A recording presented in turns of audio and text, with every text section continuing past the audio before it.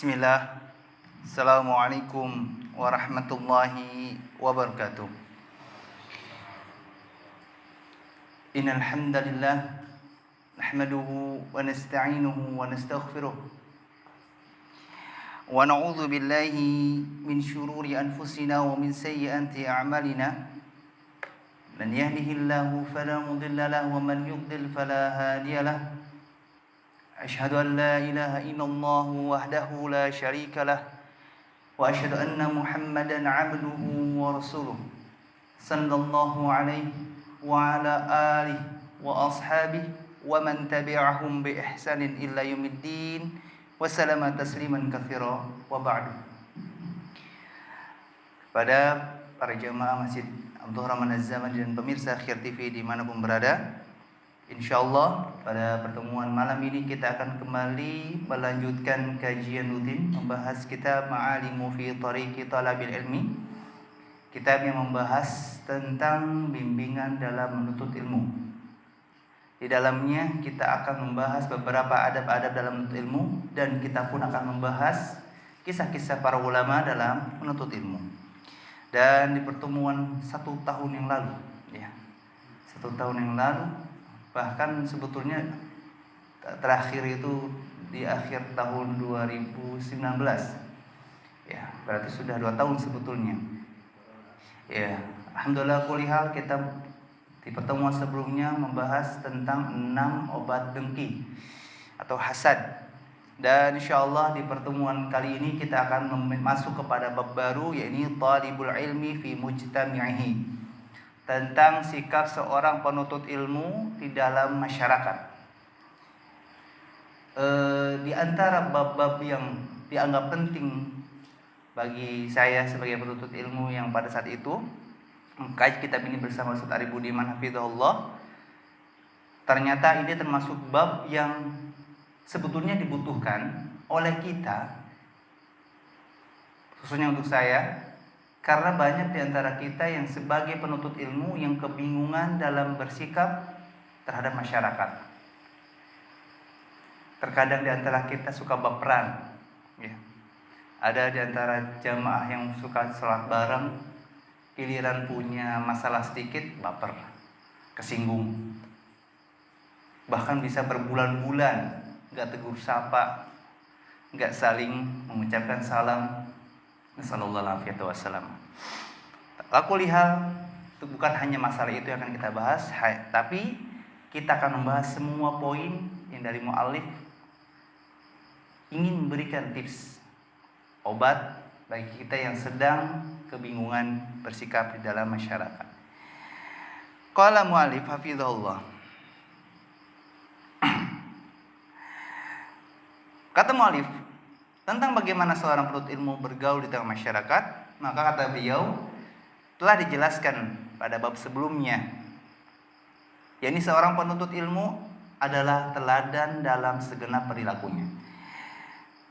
Di kitab ini saya garis bawahi kalimat bahwa seorang penuntut ilmu adalah teladan dalam segenap perilakunya. Ini kunci pembahasan. Kata mu'alif Syekh Asadhan bahwa kita ini sebagai penuntut ilmu sosok yang menjadi teladan dalam segenap perilakunya. Ucapan kita, perilaku kita, termasuk jalan kaki kita diperhatikan. Saya teringat dulu pernah beberapa tahun yang lalu di Majalengka ada di antara mungkin jamaah atau mungkin teman yang biasa bermain bersama saya, dia mungkin mengamalkan pernyataan Syekh ini, bahwa seorang penuntut ilmu diperhatikan gerak-geriknya. Bahkan kata masyarakat awam mungkin bahwa semua yang dilakukan oleh seorang tokoh publik, ustadzkah, kiai dan seterusnya, pasti ada kebenaran. Padahal belum tentu yang dilakukannya adalah benar. Ini contoh bahwa penuntut ilmu itu pasti dilihatin, gerak-geriknya diperhatikan. Sedangkan dalam psikologi manusia itu punya satu pandangan yang dia peruntukkan untuk memperhatikan orang-orang di sekitarnya. Makanya jangan heran kalau orang sekitar kita itu suka tahu, kok dia mah tahu ya kita begini. ilikan. Saya pernah naik motor, bonceng seseorang, kawan tadi. Tangan saya begini. Karena pada saat itu bertepatan dengan ba'da sholat. Memang saya sengaja, biar saya nggak lupa zikir jumlah saya gini. Nah, menghitung ruas jari. Ternyata diilik.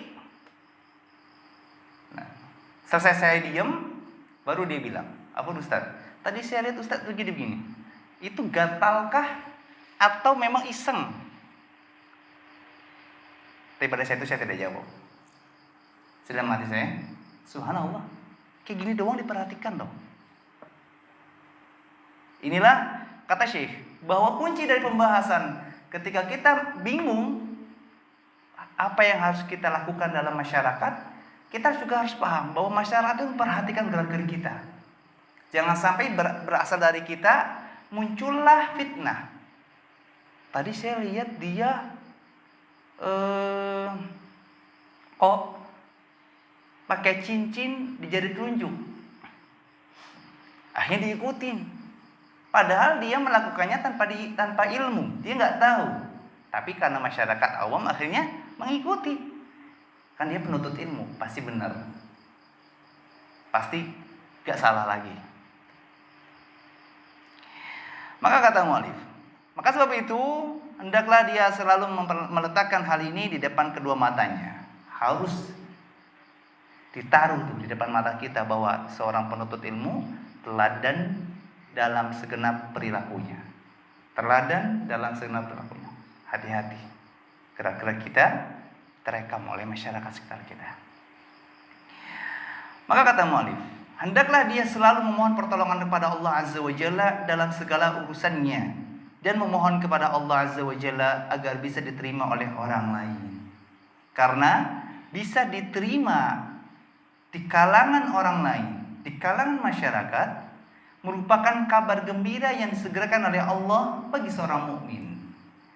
Kata Syekh, bahwa jangan lupa di balik kebingungan kita harus ada doa yang kita panjatkan pada Allah agar Allah selalu mudahkan kita, lindungi kita dari kekeliruan, selamatkan kita dari kesesatan. Agar kita tidak terjerumus dalam dosa jariyah. Gara-gara kita melakukan tanpa sengaja, diikuti ternyata itu salah, maka kita dikhawatirkan memanen dosa. Waliyadzubillah. Dan ternyata ketika keberadaan kita bisa diterima di sosok, di lingkungan, masyarakat, orang-orang sekitar kita, ternyata masyarakat menerima kedatangan kita, mau bergaul dengan kita dengan cara yang baik, maka kata beliau itu adalah kabar gembira, gambar bahagia yang disegerakan oleh Allah untuk seorang mukmin. Ternyata ketika sosok kita diterima di tengah masyarakat, itu cara Allah ingin memberikan kabar gembira untuk kita. Karena nggak semua bisa merasakan itu. Apalagi saya pernah memiliki suatu keadaan yang mungkin semoga tidak terulang lagi. Di beberapa waktu silam mungkin kita pernah mendengar ada 4 anak muda di sekitar Cirebon. Berawal dari 1-2 orang itu dia ingin hijrah, dia ingin belajar ilmu agama kepada salah satu ustadz yang sebetulnya Masya Allah, Allah berikan taufik ilmu akidah yang selamat, manhaj yang lurus, ilmu yang sahih. Tapi ternyata anak-anak tersebut bisa mengajak teman yang lain, akhirnya jumlahnya ada 4. Tapi ternyata mendapatkan respon yang tidak baik di kalangan orang tua dan keluarga, bahkan masyarakat. Sehingga 4 anak muda ini diusir dari kampungnya. Yang mengusir bukan masyarakat, tapi orang tuanya sendiri. Justru orang tuanya yang mengompori masyarakat, ayo kita usir mereka. Keberadaannya tidak diterima. Pertanyaannya sederhana untuk saya dan untuk kalian, apakah keberadaan kita seburuk itu? Tidak. Makanya jangan merasa ujian dakwah kita paling berat, jangan.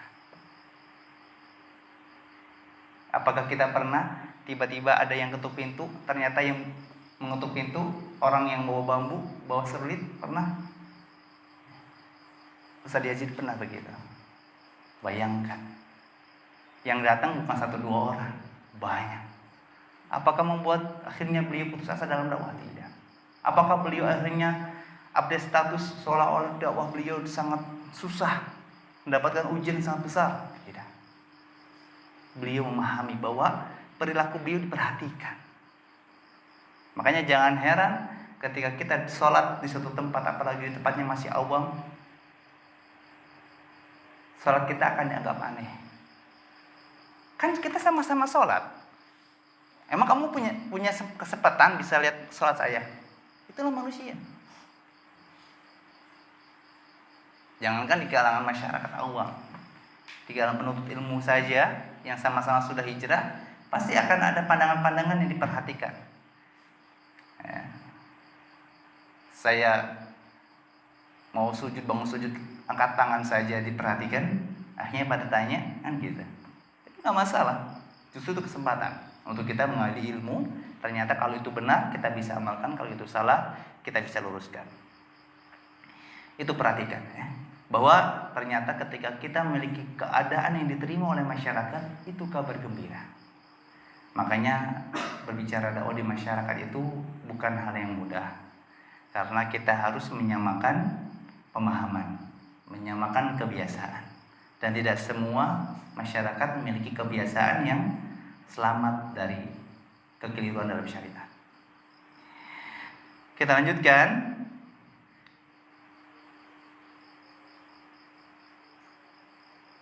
Dan kita pun berharap bahwa di tengah masyarakat yang ada di sekitar kita, kita berharap mereka mau menerima ilmu, menerima nasihat yang kita sampaikan. Karena ada juga di antara kita yang diterima di masyarakat, tapi jangan sampai kamu berani-berani menyinggung kami. Sekalinya kamu menyinggung kami, tahu sendiri konsekuensinya. Awas saja. Akhirnya banyak, maaf, para tokoh-tokoh publik, tokoh-tokoh agama yang sudah punya banyak masa, tapi ketika dia sudah tahu ternyata yang diajarkan kepada masyarakatnya salah, dia lebih baik bungkam, lebih baik diam, tidak menceritakan, tidak menjelaskan. Kenapa? Khawatir kalau saya singgung mereka, mereka akan berontak. Saya akan ditinggalkan oleh masa saya. Dan itu diucapkan oleh salah satu tokoh agama besar. Dan dia ini yang biasa nih mengiklankan amalan-amalan yang tidak sesuai sunnah, yang menyelisih syariat diajarkan.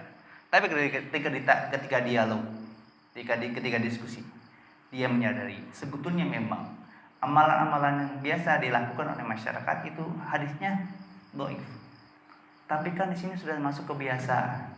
Kalau saya salahkan mereka, saya hentikan kebiasaan tersebut, saya tidak sanggup menerima cercaan, hinaan, apalagi ancaman. Nah, ini makanya pentingnya kita berharap pada Allah, bukan hanya kepribadian kita yang diterima, tapi kita juga bisa menyampaikan ilmu dan nasihat dan diterima oleh mereka. Kita lanjutkan.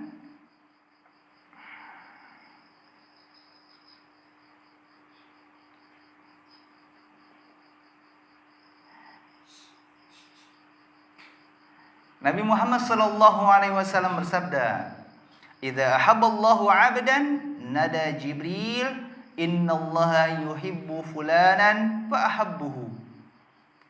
Fayuhibbuhu Jibril fayunadi Jibril fi ahli sama, innallaha yuhibbu fulanan fa ahibbuhu. Fayuhibbuhu ahlus sama, thumma yudha'u lahu al-qabulu fil ard.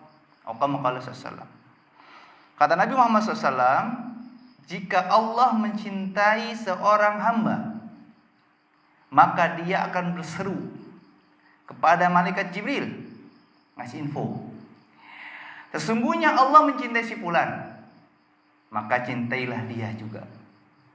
Maka Jibril mencintainya. Selanjutnya, Jibril tidak hanya mencintainya, Lalu dia pun berseru kepada penghuni langit, sesungguhnya Allah Azza wa Jalla mencintai si fulan, maka cintailah dia. Kemudian diletakkan untuknya penerimaan pada penghuni bumi. Sebetulnya hakikat diterimanya seseorang di tengah masyarakat ketika dia diterima, dicintai oleh Allah Azza wa Jalla. Tahapannya seperti tadi. Ketika seorang hamba dia taat kepada Allah, patuh kepada Allah dengan segala konsekuensi kepatuhannya kepada Allah, ketakwaannya kepada Allah, maka Allah akan cinta sama dia. Ketika Allah sudah cinta sama dia, Allah akan perintahkan Jibril juga untuk mencintainya. Ketika Allah sudah perintahkan Jibril untuk mencintainya, Jibril pun akan mengiklankan kepada penduduk langit untuk ikut mencintai orang tersebut. Kenapa? Karena Allah mencintainya.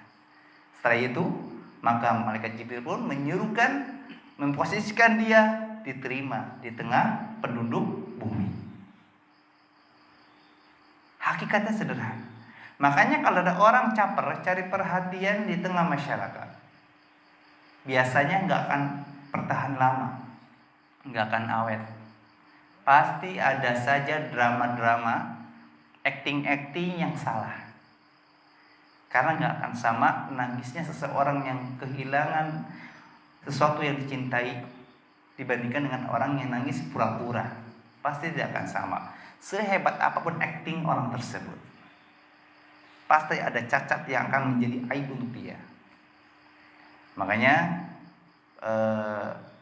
sederhana dalam memahami masalah ini, ketika kita ingin dimudahkan dalam bermuamalah di masyarakat, maka jadilah orang yang benar-benar bisa patuh pada Allah.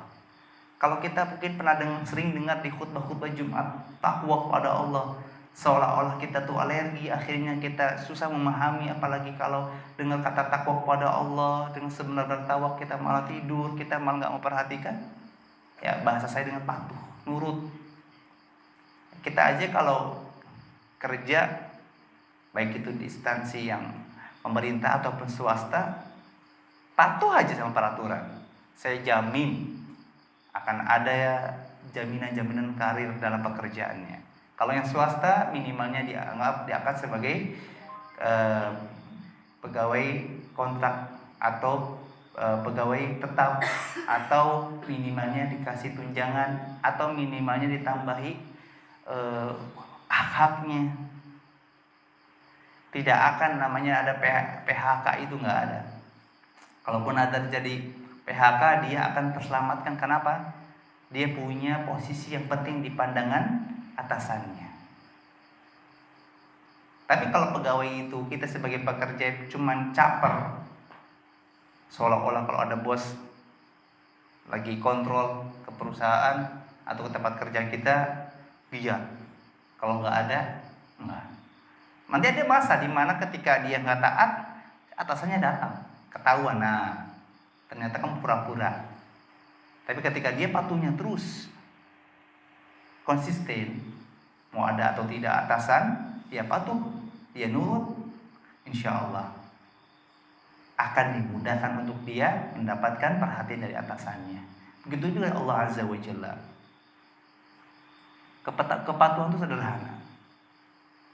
Tidak perlu pedulikan penilaian orang lain. Mau itu orang menggumam, bilang kita soal kita begini begitu, selama kita sesuai syariat gak masalah. Meskipun di masyarakat kita dicemooh karena kita patuh pada Allah, lama-lama hati mereka juga yang akan diberikan oleh Allah untuk cinta kepada kita. Hadis tadi dari Imam Bukhari, nomor hadis 6040. Dan berdasarkan dalil di atas atau dalil yang kita sudah bahas tadi, bahwa yang dimasukkan dalam hadis tersebut adalah sebuah teladan. Terkadang berpengaruh dengan perilaku sebelum ucapannya. Kata mu'alif, berdasarkan hadis tersebut, ternyata teladan dari sikap kita itu lebih cepat ditangkap daripada ucapan kita. Makanya nasihat para ulama, ketika kita mau masuk dalam dunia dakwah, jangan hanya berdakwah dengan suara, tapi berdakwalah tanpa suara. Kadang perilaku lebih mudah nangkep. Ini untuk anak, untuk istri, untuk keluarga, untuk teman, seperti itu. Karena kadang orang kalau kitanya nasihatnya dari ucapan, ya kamu siapa gitu kan. Tapi kalau kitanya nyontohkan, kayak misalkan contoh, kalau ada tamu di rumah kita, suguhkan dia susu misalnya, kita punya susu. Dan jangan lupa kalau sudah menyuguhkan susu, suguhkan air bening. Karena ini termasuk amalan sunnah. Nanti biasanya kalau tamunya dia memperhatikan, pasti kan nanya, kenapa harus di dua-duanya disuguhin? Bahkan kalau misalkan ada tamu dia minum susu doang, mungkin kalau minum air bening dikembung, kita bilang, itu diminum dulu buat kumur-kumur. Ini sunnah. Sebagaimana Nabi SAW ketika dia disuguhkan susu, minuman susu, beliau meminta untuk diambilkan air bening, gunanya untuk berkumur-kumur. Memang secara medis juga begitu. Kemarin saya juga dikasih saran oleh dokter pada anak saya bahwa kalau habis minum susu jangan lupa untuk kumur-kumur. Tujuannya biar tidak ada zat-zat yang tertinggal di gigi sehingga merusak gigi gitu kan. Nah, coba praktiknya kita terapkan begitu. Tapi kalau kita yang nggak pakai tindakan, nggak pakai perilaku, kita cuma ucapan. Nanti kalau kalian punya susu di rumah, ada tamu, kalian suguhkan. Dan itu bagian sunnah. Jangan lupa nanti suguhin air bening. Saya yakin sulit untuk dipahami. Praktikkan saja. Atau pernah ada teman yang mungkin pernah berkunjung, bahkan mungkin pernah tahu Ustaz Yazid itu kalau ada tamu ke rumahnya, dia suguhkan air. Kalau airnya ternyata nggak dihabiskan, nggak diminum, beliau ambil airnya lalu beliau buang ke ember atau ke bak mandi. Gitu. Dengan catatan kalau airnya air teh tawar atau air bening ya. Kalau yang mungkin ada zat warna dan lainnya, ya bisa diserapkan ke tanaman. Maksudnya apa? Di sini contoh, minuman jangan sampai terbuang. Perilaku mudah nangkep. Tapi kalau yang ucapan, saya yakin butuh waktu untuk mencerna. Itu diantara efek dari teladan, itu dari perilaku bukan dari ucapan. Maka dijelaskan dalam biografi Abdurrahman bin Aban bin Utsman bin Affan al-Quraisy bahwa dia adalah orang yang banyak ibadah. Ali bin Abdullah bin Abbas melihatnya, lalu ibadah dan pengajarannya membuatnya kagum. Akhirnya dia pun mengikutinya dalam kebaikan. Ini subhanallah, seseorang teman, seseorang yang biasa bersama, ketika melihat salah satunya rajin ibadah, punya kebiasaan-kebiasaan baik, pasti akan mudah untuk nular. Makanya kebiasaan suami biasanya akan terap pada istri. Kebiasaan orang tua akan diikuti oleh anak. Kebiasaan kawan akan diikuti oleh kawannya. Karena memperhatikan. Ya, makanya kata Nabi SAW, agama seseorang itu bergantung kepada teman karibnya. Apapun kebiasaan teman karibnya akan diikuti. Ya, ini suatu hukum sosial yang biasanya terjadi. Makanya kita diperintahkan untuk bergaul dari teman-teman yang salih. Karena di sini saja ya, Abdurrahman bin Aban ya, dicap sebagai orang yang ahli ibadah bukan dari dia, tapi dari temannya ini Ali bin Abdullah bin Abbas yang melihatnya rajin ibadah, mengajarkan ilmu dan seterusnya, dan akhirnya diikuti. Dan yang kayak begini nih akan menambahkan panen pahala. Karena kata Nabi SAW, man sanna sunnatan hasanatan falahu ajru man amila biha. Atau kama qala sallallahu. Barang siapa yang mencontohkan contoh yang baik, memberikan percontohan yang bernilai pahala, amal salih, maka akan diikuti. Dan diikuti tentu bukan hanya diikuti, akan mendapatkan pahala dari orang-orang yang mengikutinya. Penjelasan tadi bisa dalam kitab Syiar Alamin Nubala jilid 5 halaman 10. Dan selanjutnya kata beliau ada beberapa hal yang harus dijelaskan dalam masalah ini. agar benar-benar bisa melekat di depan kedua mata seorang penuntut ilmu termasuk kita, sehingga kita bisa mengetahui sikap apa saja yang sebaiknya dilakukan di tengah masyarakat. Maka di antara beberapa sikap, sebetulnya ada 9, tapi sepertinya kalau melihat waktu saya hanya bisa menyampaikan setengahnya, yaitu sekitar 4 yang bisa kita amalkan untuk di tengah masyarakat. Pertama, hati yang baik. Zaid bin Aslam rahimahullah berkata, seseorang datang kepada Abi Dujana ketika dia sedang sakit. Sementara pada saat itu wajahnya berseri-seri, wajahnya sumringah. Lalu dikatakan kepadanya, kenapa wajahmu berseri-seri? Dia menjawab, tidak ada satu amalan pun yang lebih aku percaya di sisiku daripada 2 hal. Pertama, kata beliau, aku tidak pernah berbicara dengan sesuatu yang tidak bermanfaat bagiku. Lalu yang kedua, hatiku selalu baik kepada orang-orang muslim. Kitab Syiar Alamin Nubala jilid 1 halaman 43. Ini bukan ria. Ini hanya menjadi rasa syukur yang membuatnya dirinya percaya diri bahwa tidak ada yang membuat wajahku berseri, wajahku tersenyum, wajahku bahagia ketika Allah berikan taufik kepadaku dengan 2 sifat. Pertama, kalau berbicara dengan sesuatu yang bermanfaat. Lalu yang kedua, hatinya selalu baik terhadap seorang muslim.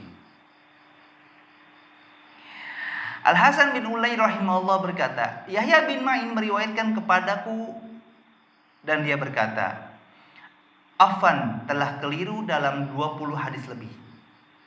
Aku tidak memberitahukannya kepada seorang pun dan mengabarkan kepadanya dengan sembunyi-sembunyi. Khalaf bin Salim telah memintaku agar aku mengabarkan hal tersebut kepadanya, tapi aku tidak memberitahunya padahal ketika itu dia sangat mendesakku. Yahya berkata, tidaklah aku melihat satu kesalahan pun pada seseorang kecuali aku menutupinya. Senang sekali jika aku bisa membantu urusannya. Tidaklah aku melihat seseorang dengan kejelekan pada dirinya, kesalahan pada dirinya, kecuali aku akan menjelaskan kesalahannya tersebut, di mana hanya aku dan dia yang mengetahui. Syukur alhamdulillah jika dia bisa menerimanya. Jika tidak, maka aku meninggalkannya. Kitab Syiar Alamin Nubala jilid 11 halaman 53. Perhatikan. Pertama, sikap yang kita harus miliki di tengah masyarakat adalah hati yang baik. Ini bahasa umum. Ya. Karena hati yang baik membuat kita tidak baperan, tidak cepat tersinggung, tidak cepat suudzon, berprangka sangka buruk kepada orang lain. Contohnya tadi, ketika seseorang menyatakan, aku merasa senang ketika hatiku baik kepada orang lain. Ketika orang lain berbuat salah, maklumi. Ketika orang punya utang kepada kita belum bayar, maklumi, bikin uzur. Apalagi kita akan mendapatkan pahala sedekah setiap hari pada saat itu. Kalau ada orang yang buang sampah sembarangan di tempat kita, maklumi. Banyak maklum. Atau bahasa zaman sekarang itu jangan berperan. Karena bisa jadi orang tersebut memiliki uzur yang kita tidak tahu. Punya alasan yang tidak kita pahami. Termasuk tadi ketika Yahya bin Ma'in bercerita bahwa Affan telah keliru dalam 20 hadis lebih. Ini kesalahan yang besar, tapi orang-orang gak menyadari. Akhirnya beliau tidak memberitahukan kepada siapapun tentang kesalahannya Affan, tapi beliau mengajak berbicara 4 mata dengan Affan, lalu menceritakan kejelasan tentang kesalahannya tersebut. Tadi antum salah dalam masalah ini. Dan ini diantara contoh hati yang baik. Kak tahu orang itu salah, tutupi kesalahannya. Memang bagi kita yang imannya lemah, berat, sangat berat bagi kita kalau mendengar aib orang lain. Makanya kalau bisa Jangan gampang terima curhatan orang lain, karena itu beban untuk kita. Ketika kita hubungannya baik dengan dia, mungkin kita bisa nutupi aibnya. Tapi ketika kita punya salah, kita lagi ada masalah dengan orang tersebut, biasanya mulutnya lemes. Kita akan berat untuk menutupi aibnya. Enak aja saya tutupi aibnya, saya share aja deh. Tahu nggak? Tuh dia kemarin begini. Padahal sebelumnya aman-aman saja. Makanya di sini bahkan kata beliau, senang sekali jika aku bisa membantu urusannya. Ingat, di antara cara untuk membantu urusan saudara muslim adalah untuk tidak menceritakan bagian yang tidak mau diceritakannya. Sebetulnya kalau berbicara menggibah, membicarakan orang lain dengan sesuatu yang tidak disukainya, itu bukan soal keburukan saja, tapi semua hal yang tidak disukai diceritakan itu nggak boleh, termasuk amalan. Misalkan ada seseorang, dia Masya Allah punya andil banyak dalam masalah kegiatan-kegiatan dakwah dan sosial. Dia suka bantu masjid, dia suka bantu pesantren dan seterusnya.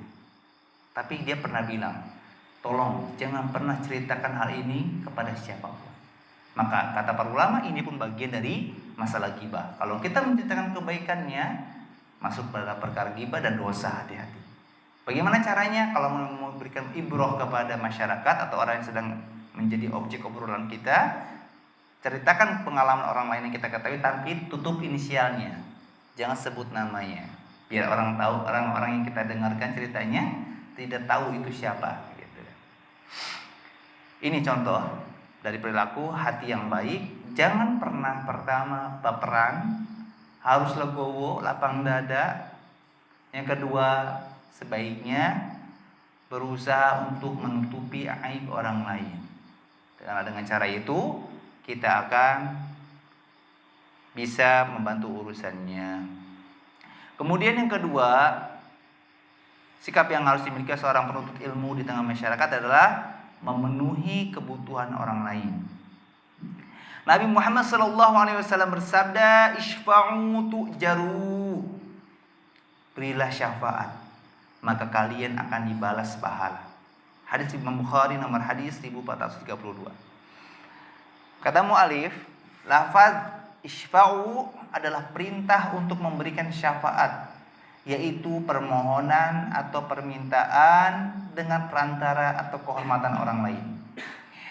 Al-Imam Al-Qurtubi rahimahullah juga berkata, dan ungkapan tujaru adalah jawabul amri, jawaban dari perintah.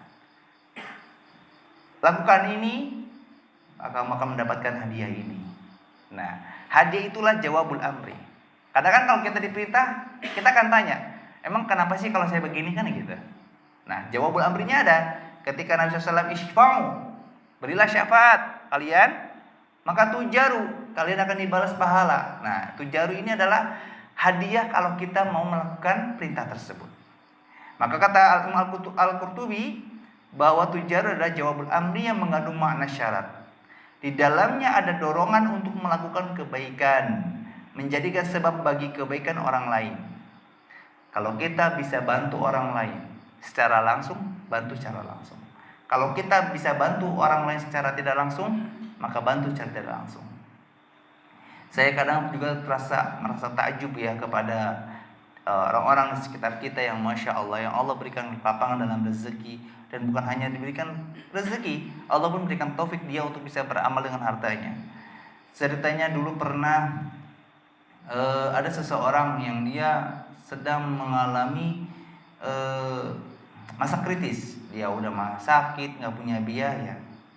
Lalu ada orang baik, dia tahu keadaan tersebut, lalu dia bilang, mohon maaf, saya mungkin gak bisa bantu langsung, tapi saya akan bantu cari teman-teman yang bisa membantu antum. Dan ini bagian dari kebaikan, karena dia menjadi sebab kebaikan orang lain bisa berbantu, dan dia juga menjadi sebab kebaikan orang lain bisa dibantu. Ini boleh, dan ini sangat dianjurkan. Isfa'u tujar. Apapun kebaikan yang kita bisa lakukan, kita akan dibalas pahala oleh Allah Azza wa Jalla. Dan dalam hadis tersebut ada dorongan untuk memberikan syafaat dan sebagai dalil akan keagungan pahalanya. Kalau kita mendapatkan pahala, di antara kebaikannya adalah kita menjadi sebab kebaikan untuk orang lain. Perintah tersebut menunjukkan sunnah, tapi kadang ada masa di mana syafaat juga menjadi wajib. Kitab Faidul Qadir jilid 1 halaman 525. Kita selesaikan sebentar sampai poin ini.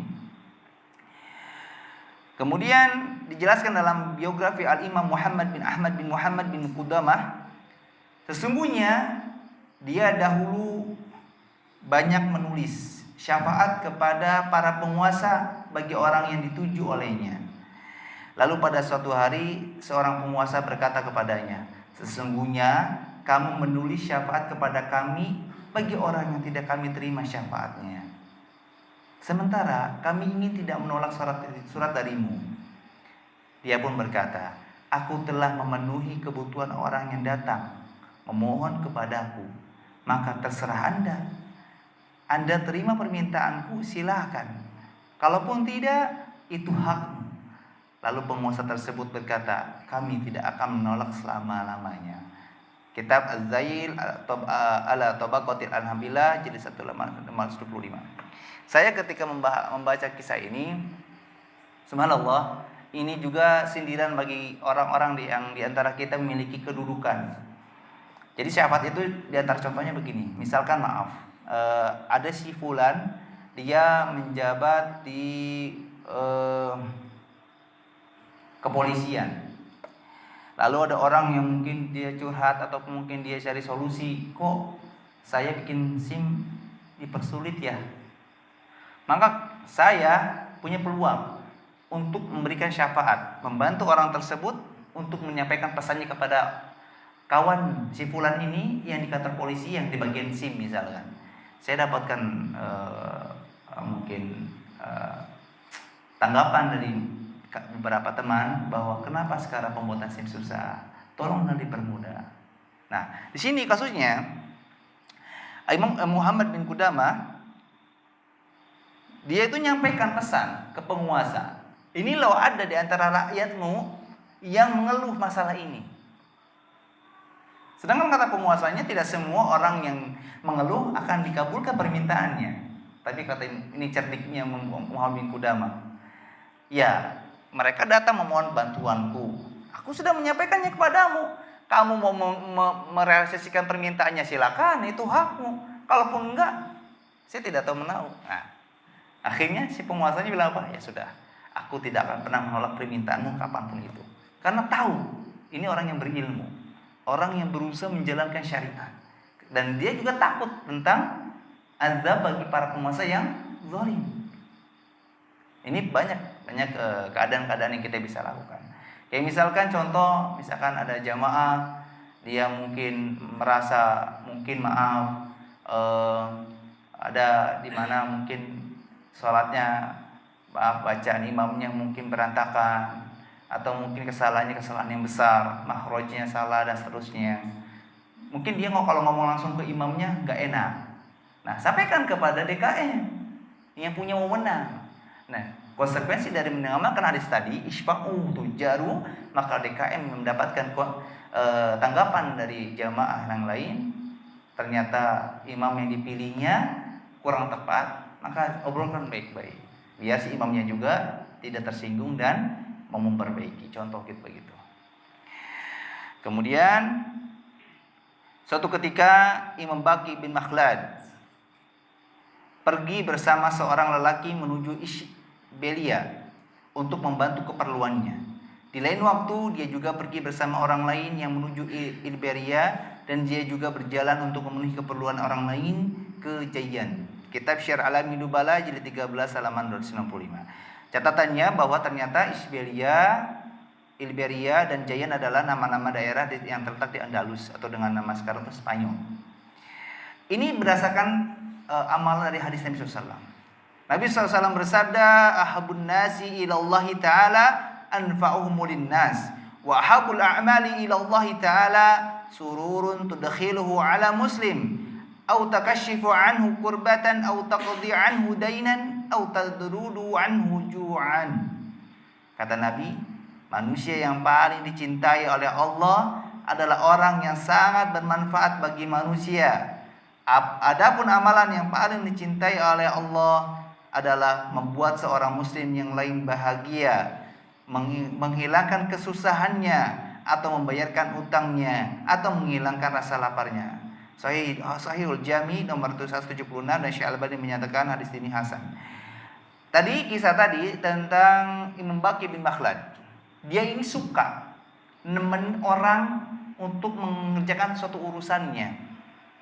Ini suatu amalan yang bagus dan termasuk amalan yang paling dicintai oleh Allah Azza wa Jalla. Di antaranya membuat orang lain merasa bahagia. Makanya sangat hebat bagi kita yang tiba-tiba kalau ada orang minta bantuan, segera dibantu. Minta ditemenin, kayak misalkan contoh, ada kita nih tahu tempat pemasangan parabola yang murah gitu kan. Ada teman kita yang mau pasang parabola tapi nggak tahu belinya di mana, nanti pasangnya gimana, biayanya berapa. Lalu kita bantu, sini, kalau mau pasang nanti sama saya, ya. Tapi kita tidak usah menerima fee ya, upah yang nggak usah. Nih, nanti saya antar ya ke si bapak fulan, nanti kamu ngobrol aja, maunya kayak gimana ngobrol. Nah kayak begini nih yang bagus, membantu dengan hal yang sederhana. Sebetulnya amalan itu tidak semua butuh modal, tanda kutip uang, waktu kita, tenaga kita bisa bantu. Atau ada kawan dia mau hijrah, mau beli buku-buku tentang agama, dia nggak tahu, kita tawarkan, ayo kalau mau saya antar. Nanti kita pergi ke toko buku. Ya di sisi lain kita mungkin gak bisa ngasih uang untuk dia bisa beli, minimalnya kita antar. Inilah diantara amalan yang paling dicintai Allah Azza wa Jalla. Karena Imam Ibnu Qayyim rahimahullah berkata, barang siapa yang menyikapi makhluk Allah, menyikapi orang lain dengan suatu sikap, maka Allah akan menyikapinya juga dengan sikap tersebut di dunia dan akhirat. Kitab Al-Wabilus Sayyib halaman 49. Bayangkan, apapun sikap kita kepada orang lain, Allah akan memperlakukan kita dengan sikap tersebut di dunia dan di akhirat. Makanya jangan merasa, kok kenapa ya orang-orang sekitar saya kok begini kepada saya. Ya mungkin karena kita suka begitu kepada orang lain. Makanya kalau kita mau bersikap, coba pikir pertama, orang lain ketika kita sikapi dengan cara tersebut, kira-kira kalau kita disikapi dengan cara tersebut mau atau tidak? Kalau nggak mau, hentikan. Kalau mau, silakan.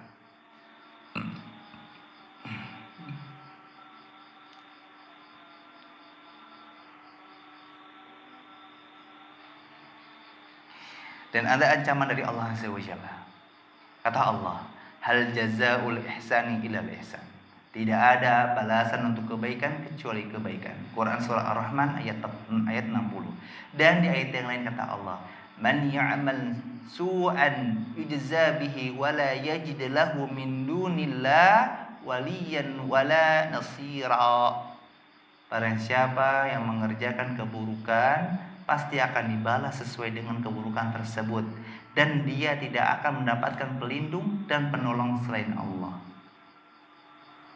Tadi tentang kebaikan pasti diberikan kebaikan, tentang keburukan kata Allah, Allah akan balas, dan dia tidak akan memiliki pelindung dan penolong selain Allah. Diancam sama Allah.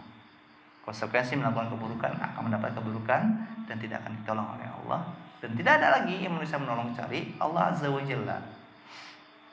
Quran surah An-Nisa ayat 123. Dan sebagai penutup dari pertemuan ini,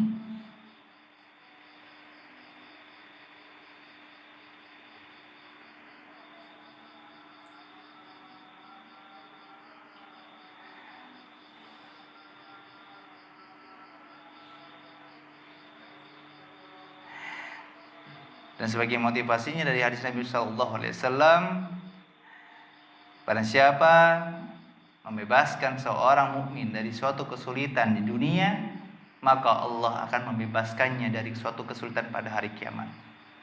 Barang siapa yang memberi kemudahan kepada orang yang berada dalam kesulitan, maka Allah akan memberikan kemudahan Maka barang siapa yang memberikan kemudahan kepada orang yang berada dalam kesulitan, maka Allah akan memberikan kemudahan di dunia dan di akhirat.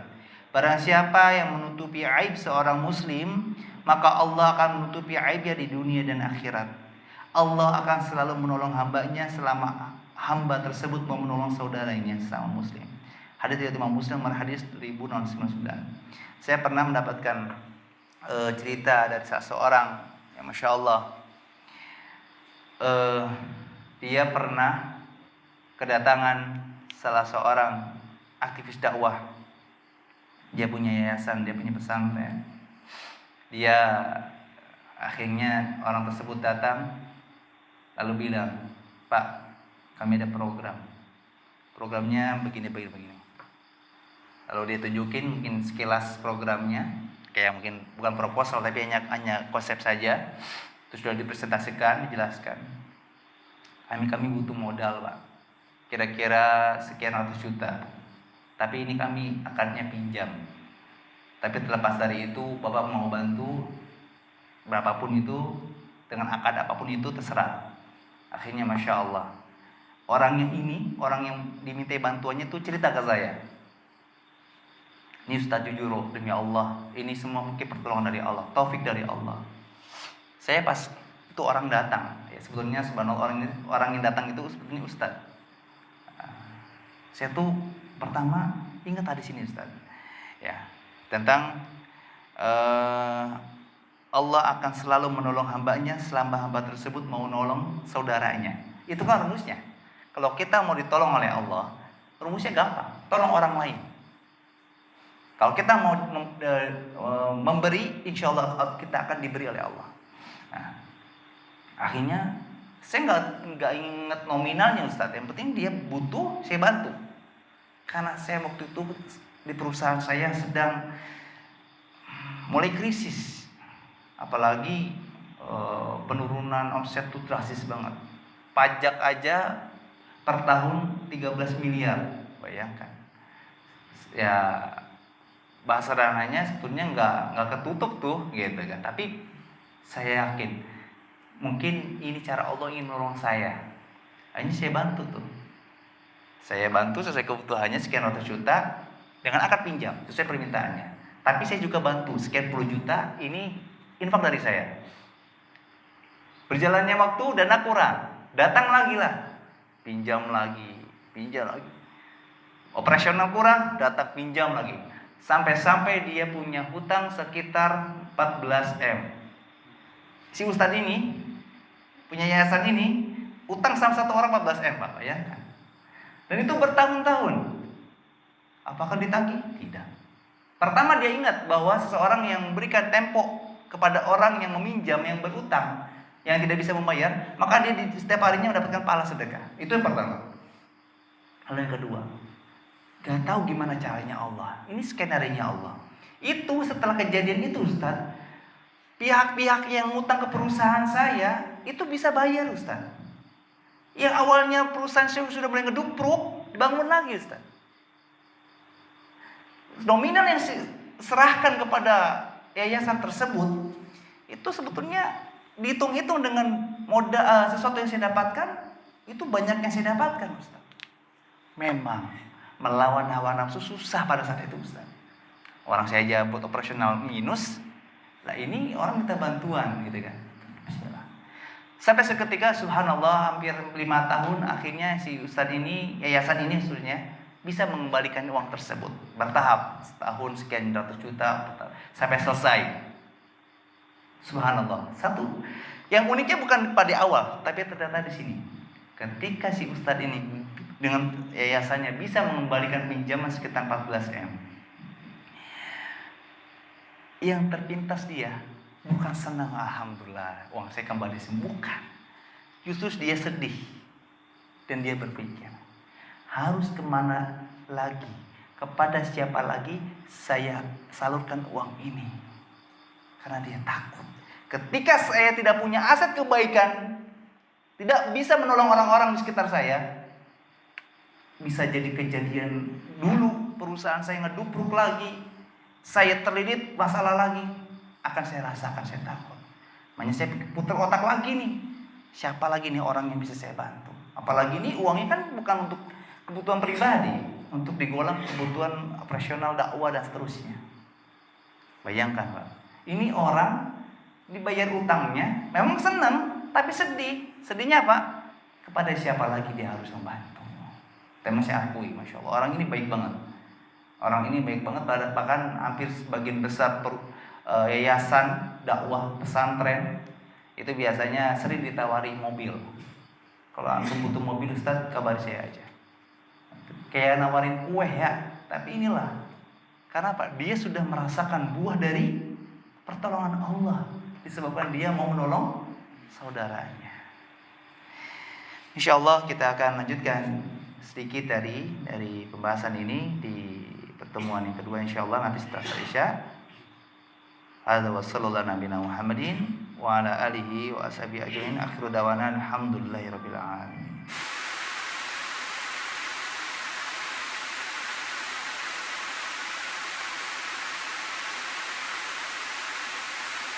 Bismillah. Alhamdulillah alladzi bi ni'matihi tatimmus shalihat. Allahumma shalli wa sallim ala Muhammadin wa ala alihi wa ashabihi ajmain. Amma ba'du. Para jamaah yang semoga Allah berikan taufik untuk istiqomah dalam menuntut ilmu, mengamalkannya dan mendakwakannya. Di pertemuan atau di lanjutan dari pembahasan ini mungkin saya ingin mengulas saja, menekankan kembali untuk memperkuat pemahaman. Barangkali di antara jamaah ada yang belum paham karena kurang fokus atau tidak fokus, sehingga pulang ke rumah sudah punya bekal yang bisa diamalkan di dalam rumahnya. Baik, tadi tentang sikap-sikap yang harus dimiliki seorang penuntut ilmu agar bisa bersikap dengan bijak di tengah masyarakat. Maka pertama adalah hati yang baik. Itu poin yang pertama. Dan di poin ini banyak penjelasan dari para ulama, hanya saya ringkas. Maka di antara tadi bukan hanya kita berusaha tidak membuka aib orang lain. Konsekuensi memiliki hati yang baik adalah di antaranya tadi tidak membuka, tidak menyebarkan kekurangan, keburukan, kecelaan, kekeliruan yang dilakukan oleh orang lain, baik itu ustadzkah, temankah, orang tua, termasuk keluarga, jika tidak dibutuhkan. Karena ghibah pun ada yang dibolehkan, tapi sebagian besar tidak boleh. Nah, penjelasan tentang ghibah itu sebetulnya sudah saya jelaskan juga di salah satu artikel saya, judulnya Gosip Itu Ghibah ya. Silakan mungkin para jemaah juga bisa membacanya di Facebook ataupun halaman website Khiar TV. Tapi namanya khiar.com ya kalau websitenya. Baik, di antara konsekuensi hati yang baik, maka jangan pernah merasa berat hati kalau di antara orang-orang sekitar kita mendapatkan nikmat Allah. Termasuk di antaranya kalau ada tetangga kita yang punya nikmat Allah. Ini orang biasanya hidupnya biasa-biasa aja gitu kan. Tiba-tiba ini renovasi rumah, segalanya renovasi bagus, bahkan punya kendaraan baru, mobil lagi gitu kan. Biarkan. Mungkin dia punya rezeki yang Allah berikan yang kita tidak tahu sebabnya. Di antara konsekuensi hati yang baik, jauhkan hati kita dari hal-hal yang bisa merusak. Termasuk kalau istri kita tiba-tiba kok sikapnya aneh, jutek, judes, gak ramah, terus emosional, diajak ngobrol adem, gak bisa, jangan langsung vonis dia salah. Tenangin hati kita dulu. Jauhkan semua hati kita dari hal yang bisa merusak kepribadian kita. Di antaranya konsekuensinya adalah emosional, jangan. Ini kalau saya hadapi orang kayak begini membuat saya emosi, bisa ruwet nih, bisa berantem nih. Akhirnya lebih baik saya diam dulu.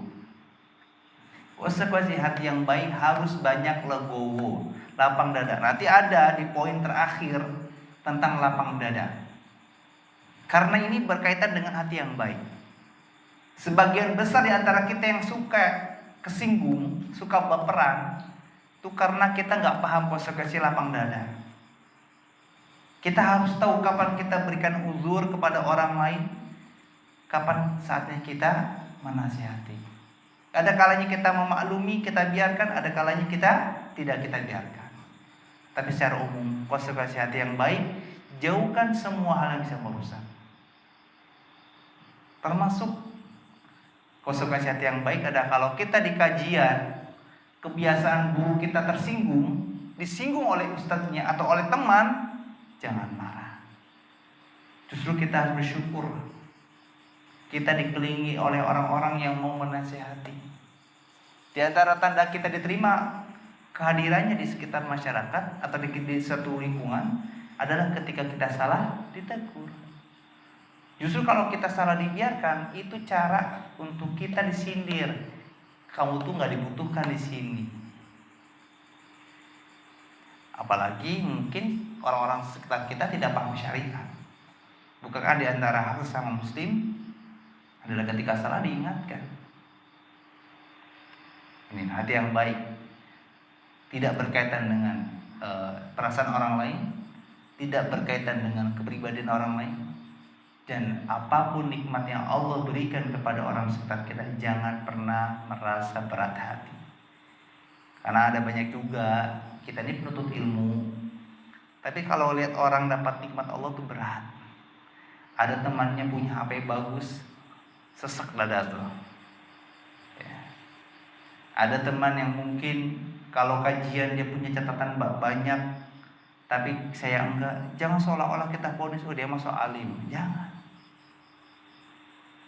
Ya, justru hal yang seperti itu yang harus kita motivasi, diikuti, gitu kan?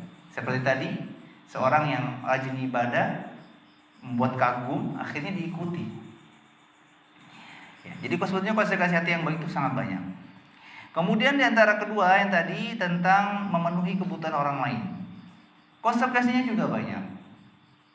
Maka ketika kita ingin mengamalkan poin kedua ini tentang memenuhi kebutuhan orang lain, jangan pernah ucapkan kalimat yang semakna dengan saya tuh udah bantu dia, udahlah cukup, saya nggak bantu lagi.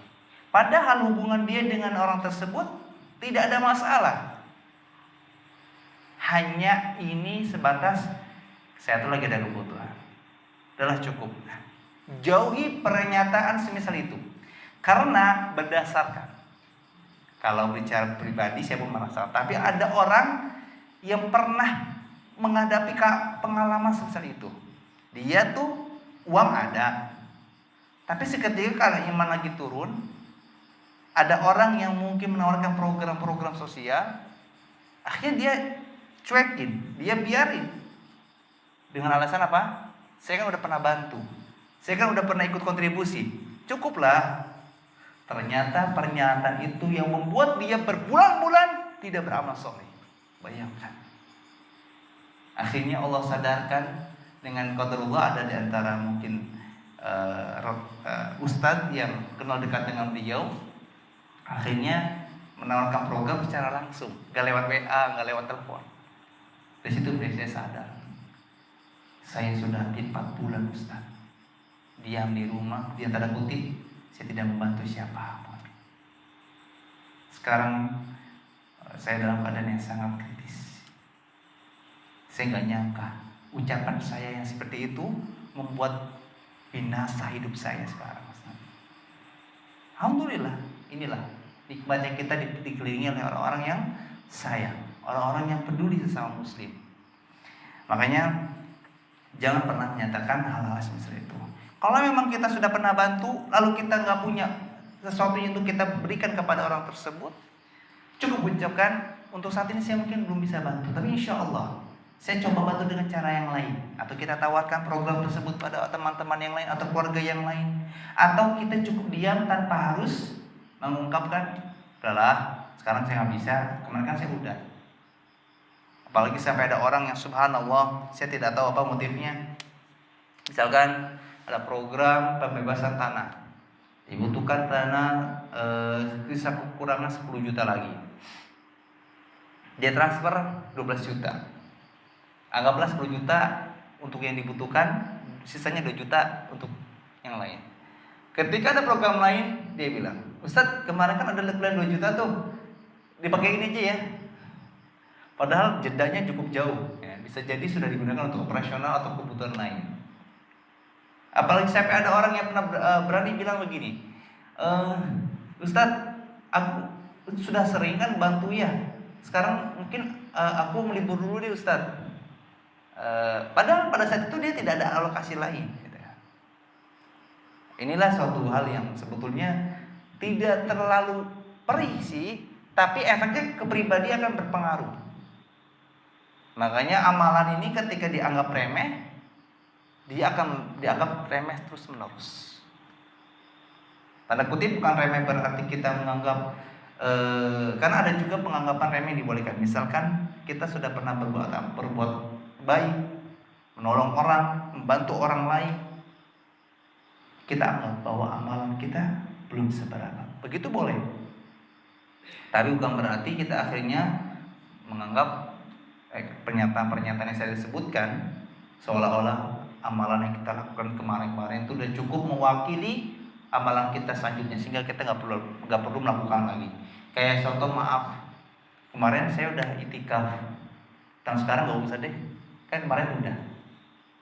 Dan ingat, tidak ada jaminan untuk kita bisa mendapatkan konfirmasi dari Allah bahwa amalan kita diterima, tidak ada.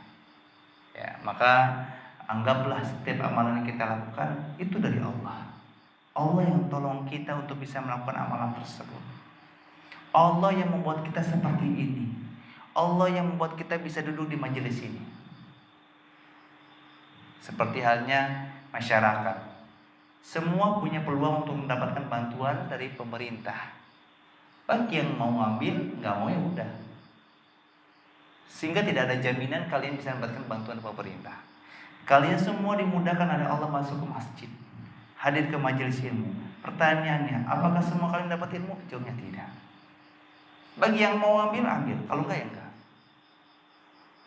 Makanya saya pernah di tahun kemarin, ketika sedang safar di Jakarta, saya sengaja sempatkan hadir di salah satu kajian Sanuzul Zikri, Hafizahullah.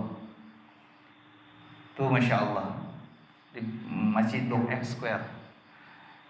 Itu masjidnya kan luas, orang semua penuh padat. Apalagi kita nih udah mau kajiannya di mall, harus naik lift, antri pula. Nah, itu Masya Allah, kajian tuh setiap Sabtu tapi padatnya luar biasa. Itu saya hadir, saya sempatkan ingin bertemu beliau juga, lalu ada janjian. Saya duduk, itu kanan kiri depan belakang saya semuanya padat. Orang yang duduk melek pengen ilmu. Dan sebelum kajian saya sempat ngobrol dengan orang yang di sebelah saya bilang, dari mana Pak? Saya dari daerah ini Pak. Rutin. Ini setiap hari Bapak bawa ini. Itu dia orang bawa tas.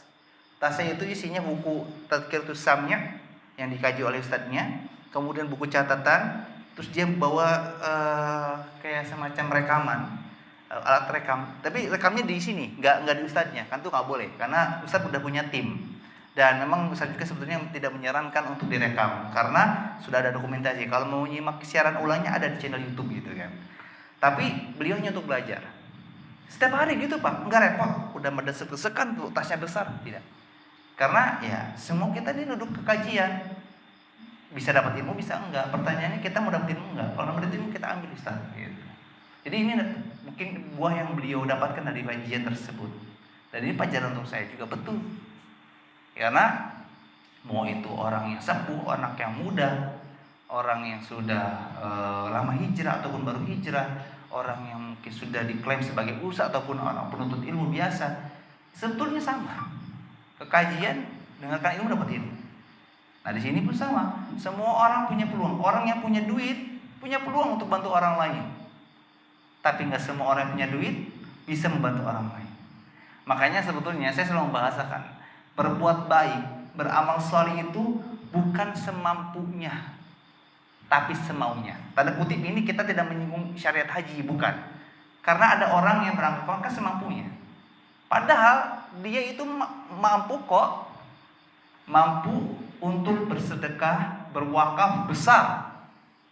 Tapi karena kemauannya nggak ada, akhirnya nggak mampu. Makanya selama ada kemampuan ada. Tapi selama tidak ada kemampuan tidak ada. Karena kemauan ini tekad awal, bekal awal untuk kita beramal saleh. Kita datang ke masjid bisa, motor ada, masjid dekat, aksesnya mudah, tapi berat. Karena bukan gak mampu, tapi gak mau. Membantu orang lain itu sama. Saya punya tips. Kalau kalian menghadapi orang yang meminta bantuan, baik untuk pribadi ataupun untuk lembaga, posisikan diri kalian berada di posisi tersebut. Kalau saya lagi butuh bantuan, saya pasti bingung harus meminta bantuan kepada siapa setelah kita berdoa kepada Allah Azza wa Jalla. Coba kalau saya datang ke orang tersebut bilang, maaf ya, nanti lagi, kan kemarin udah, maaf ya, saya nggak bisa. Perasaan kita akan senang? Tidak. Tapi coba kalau kita datang ke orang, lalu dia, oh ya siap, berapa nomor rekeningnya atau butuhnya berapa? Kita akan senang nggak? Senang. Orang lain pun sama. Karena kita kadang lupa diri. Ketika ada orang datang butuh bantuan kita tolak, sedangkan dia juga pernah merasakan keadaan seperti itu. Mungkin ini faedah saja untuk kita, bahwa sekali lagi terkadang kita perlu mengibaratkan, memposisikan diri kita di keadaan orang lain yang sedang kesulitan, agar kita bisa tahu rasanya perihnya dalam kesulitan, senangnya dalam kebaikan.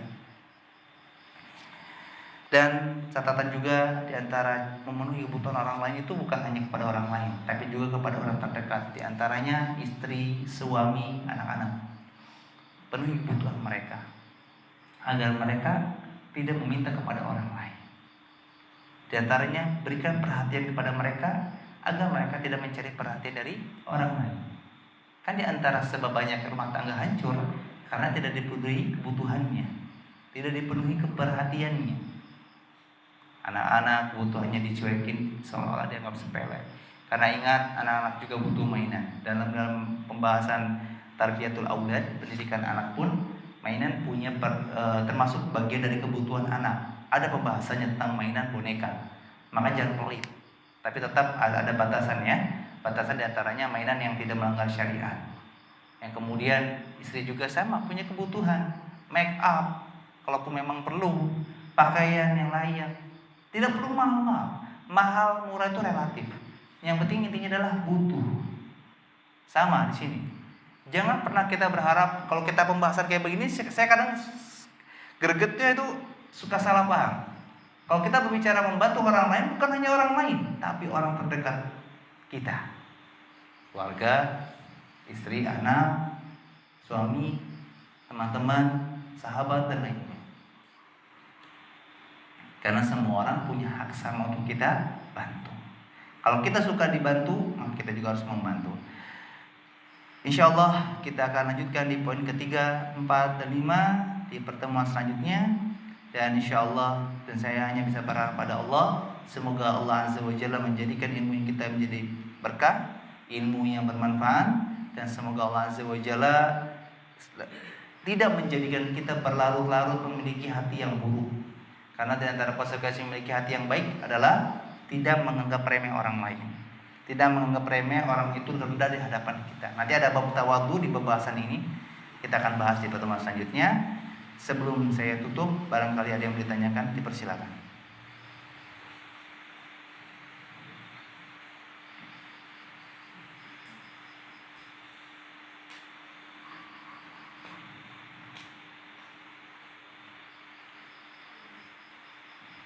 Kalau tidak ada, saya mau membacakan pertanyaan dari pemirsa Her TV. Ada yang bertanya nggak di sini? Tidak ada? Ada pertanyaan juga dari pemirsa Her TV. Bismillah. Assalamualaikum warahmatullahi wabarakatuh. Mohon nasihatnya bagi suami saya yang tidak betah di rumah, yang sering jajan di luar. Apakah ada solusi yang efektif Ustadz? Mohon nasihatnya dan sarannya. Baik, bagi para penanya yang memiliki kendala seperti ini, apalagi sekarang yang ada di sini adalah bapak-bapak, maka sebetulnya keadaan ini pasti dialami oleh sebagian besar rumah tangga. Maka di saat seorang suami tidak betah di rumah, tanda kutip, berarti banyak kegiatan di luar yang gak berfaedah. Dia tidak aktif, bukan aktivis dakwah, dia bukan penuntut ilmu, keluyuran baik sudah. Maka saran dari saya, coba kalian penuhi 3 kebutuhannya. Pertama, kebutuhan matanya, yang kedua kebutuhan perutnya, lalu yang ketiga kebutuhan kemaluannya. Penuhi kebutuhan matanya adalah dengan berdandan, berhias,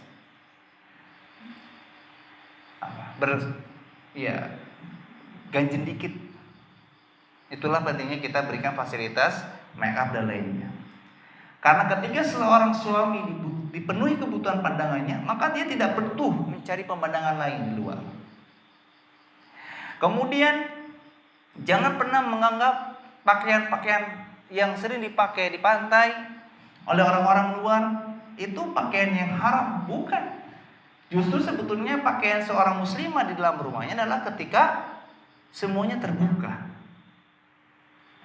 Kalau saya lupa namanya ada lingerie, bikini dan lain-lain, itu boleh dipakai. Pakai parfum boleh. Makanya salah juga kalau menganggap seorang muslimah itu tidak boleh berhias. Boleh. Makanya kalau kita punya suami atau kita sebagai suami tidak betah di rumah, berarti ada yang salah. Bisa jadi, istri kita yang tidak bisa berhias, berdandan dalam rumah, atau kan nggak tahu. Lalu yang kedua, penuhi kebutuhan perutnya. Masakin sesuatu yang disukai. Hidangkan masakan yang difavoritkan. Dan jangan pernah membuat sesuatu yang tidak disukai. Karena ada sebagian istri yang nyeleneh. Dan saya pernah tahu nih, udah tahu suaminya nggak suka masakan terong, dimasaklah itu. Tujuannya apa? Biarin suami saya biar suka Ustaz. Gak begitu rumusnya. Bukankah di antara konsekuensi dari wanita salih adalah apa? Enak dipandang. Ketika diperintah patuh. Ketika dilarang dia patuh. Nah ini coba-coba memberikan sesuatu yang tidak disukai. Ini gak boleh. Makanya jangan heran kalau suami kita atau kita sebagai suami suka jajan di luar. Jajan di sini bukan jajan tanda kutip suka menyewa perempuan, bukan, tapi beli makanan di luar. Di sisi lain boros, karena duit 20.000 dimasak bisa makan 3 kali sehari. Tapi kalau jajan di luar sekarang 20.000 dapat apa? Mie ayam 2 bungkus. Atau enggak kalau kita beli ayam geprek cuma dapat 1. Kan keboros. Ya kan? Dan ini banyak kejadian begini. Ustaz saya nggak bisa masak, belajar. Sekarang di aplikasi sudah banyak. Kitanya doang yang nggak mau belajar. Makanya jangan heran kalau suami nggak betah di rumah karena fasilitas di rumahnya terbatas. Anak-anak nggak betah di rumah karena fasilitasnya terbatas. Coba kita berikan fasilitas mainan, kita berikan sarana untuk dia bisa beraktivitas, berikan peralatan yang dibutuhkan sekolah kayak pensil, pensil warna dan lain-lain. Insya Allah anak akan betah di rumah. Suami pun sama, istri pun sama. Kemudian yang terakhir, penuhi kemaluannya. Layani dia. Meskipun kalian dalam keadaan haid ataupun nifas, tetap bisa melayani. Dengan cara yang tetap dibenarkan oleh syariat. Kadang kitanya salah, tapi kita nggak mau disalahkan. Suami saya aja Ustaz kurang ajar itu, nggak betah di rumah. Saya kurang cantik apa sih? Cantik itu bukan penjamin kita bisa betah di rumah. Makanya jangan heran banyak di antara kita yang kebalik sikapnya. Ketika belum menikah cantik ganteng. Ketika sudah menikah, udah salah kadarnya. Dan alasan apa? Kan udah laku. Maka ini boleh kita berhias. Misalnya kita mau pangkas rambut, tanya istri kita, Dek, kamu mau saya cukup gaya apa nih? Mau ke panjang kah atau pendek? Boleh, nggak masalah. Tanyakan. Mau minyak wangi, mau beli minyak wangi. Dek, kamu suka yang mana? Kan yang mau nyium aroma kita istri kita, ya kan? Bukan orang lain. Orang istri kita nggak suka bau melati, belinya malah melati ya. Kamu aja belum terbiasa deh ya. Kasusnya kayak sama kita tadi, kayak makanan. Nggak boleh. Jauhi semua yang tidak disukai oleh pasangan kita. Jauhi semua hal yang tidak diinginkan oleh suami kita, masuk oleh diri kita sebagai suami. Perlakukan istri kita juga demikian.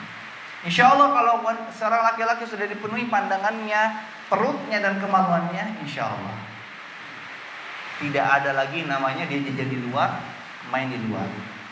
Tapi dengan kalau dia seorang suami ini kita sebagai suami punya kegiatan di luar sebagai aktivis dakwah, penuntut ilmu, biarkan mereka keluar.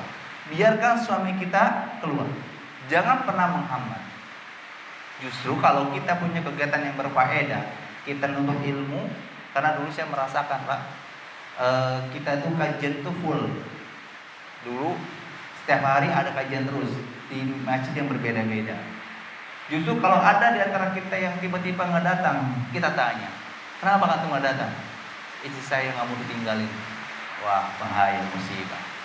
Justru istri saya kayak begini nih harus kita nasihatin. Kalau nggak bisa, kita ceraikan. Kan wanita yang salihah tuh tu'minu ala amil akhirah. Ya, dia yang membantu urusan akhirat suaminya, bukan malah menghambat. Makanya kita bersyukur pada Allah, kita sekarang punya keluarga yang support, yang mendukung kita hadir ke kajian, yang support kita aktif di masjid. Karena semua di antara kita mengalami keadaan yang kita inginkan.